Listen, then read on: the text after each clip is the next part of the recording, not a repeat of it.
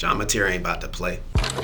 Oh, before I even get into all that, please do me a favor, like, comment, and subscribe. You don't have to like and comment, actually, but if you subscribe, that would really be dope.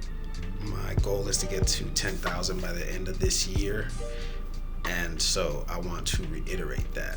I'm going to get into this now. Brent Venables is interesting. I think Oklahoma is going through a mid-season crisis, and I want to talk about them here on Fraud Watch. Oklahoma is in trouble, man. Their season is in trouble, and it sucks. It sucks, honestly, because I've enjoyed watching John Mateer. When I'm watching John Mateer, I am seeing the early season, I'll say, version of Jackson Dart, and it's very exciting to see how he manages and runs the offense, how the offense pushes forward through him and his skill set, either way, running or passing, and on time. But the way Brent Venables is handling these interviews, press conferences, and trying not to say too much, personally, I think he's playing the PR game this week and giving the impression their OU is getting and trying to give off this impression that John Mateer is going to play. He cannot play, man. I don't need to be in the rooms to tell you he cannot play. It is a career-defining decision if he plays. He plays right here, he could fuck around and ruin his future football playing potential. He needs to be able to grip that ball for another 15 years, 15 of them. I'm not even saying that he can go into this game against Texas and somebody on Texas try to hurt him. Anytime he falls, the possibility is there, anytime. So he's got to really heal up. And interestingly enough, after this game, they have South Carolina, another SEC power, Ole Miss. That's a game. Ole Miss, Oklahoma, that's a game. What? Tennessee, Oklahoma, Bama, Oklahoma, Missouri, Oklahoma, LSU, Oklahoma. That schedule is insane. John Hawkins is in a big spot, and one thing Oklahoma is trying to do is keep the impression that they are still the Oklahoma power that's gotten to that spot, but they're not. I'm watching him during these warm-ups, and he's there giving the impression, but he's got the sling on his arm, and he's not even like barely using that arm. It just looks like it's sitting there. They're working on the impression to the outside world, and Oklahoma is covering up his injury right now, but he's not going to be playing. I say this much: Oklahoma can lose one. Whoever's going to make it out of the SEC is going to be a team that only lost one of these crazy ass games. There's some teams in the SEC who they are on real fraud watch. They're the real frauds because they don't have a real SEC schedule, power schedule. They're playing the teams that are like, they could sneak one by you. You got Arkansas and Mississippi State, and you got Kentucky. And you got South Carolina, and you got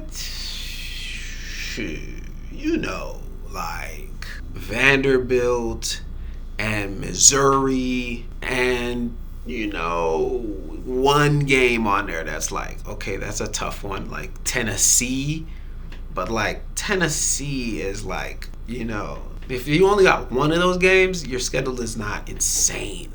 You just have an SEC schedule. And so some teams, those are the real frauds that I've been calling out. I'm watching you. I see you over there working your schedule out, so you ain't got to really do nothing. But back to what I was talking about with John Mateer. See, I see something. When I look into what OU is doing, I see something. I see fraudulent behavior in the press. They're putting on a charade. He's not going to be playing probably for another 2 to 3 weeks, because if they lose the next one to South Carolina, they're going to be like, our season's over. Well, John, we need you. Come and save the team. And then John going to go out there with his hurt hand, and he'll be at least 10% worse. And so he'll put the team in danger in some ways. He might not even be the best option. So they're going to have to really find out what they got with Hawkins right here, right now. Hawkins is nice. It's a young Kyler Murray right there. It's just really a matter of, can he push the offense forward consistently? Can he keep getting first downs? Can they win the time of possession? Can they make big plays? Can they keep from having ridiculous turnovers that creates short drives and gives the offense back? Can they win the game of field possession? Or are they constantly playing in their own end zone? Are they constantly giving the ball away to the other team to where the other team is playing in their own end zone, in their own house? Mateer had a way of fixing all of those things for Oklahoma, and Mateer had a way of conducting all of those things for Oklahoma. When I look at Hawkins, I see somebody who has a way of making plays for Oklahoma, but I don't know if I see somebody who's an offensive conductor. And I'm very interested to see that here on Fraud Watch. I am going to go ahead and say that John Mateer will not be playing against Texas. It'll be a late game announcement. Hawkins is going to play, and Texas is going to win. And I believe this game is going to be a coming out party for Arch Manning. I believe Arch Manning goes scorched earth light on Oklahoma, 3 touchdowns, maybe 4. Maybe he runs one in, throws 3. He might throw an interception because Arch is a little late on some throws, and he's got gunslinger in him. But I believe he's going to win this game, and Texas is going to start seeing light again, and their fans are going to stop shitting on themselves and stop acting like it's all over, even though it's not going to work out for them this season. But we're going to find out very fast about Oklahoma and the type of anxiety they get into very quickly here on Fraud Watch. I think it's a really big week here on Fraud Watch. South Carolina is playing LSU. I need LSU to give me one more L. I'm looking to get teams into that 2-loss column. Love the 1 loss right now. Love it. Let's get it all down even. We all lost. We all got stung once. But I'm looking for the ones that...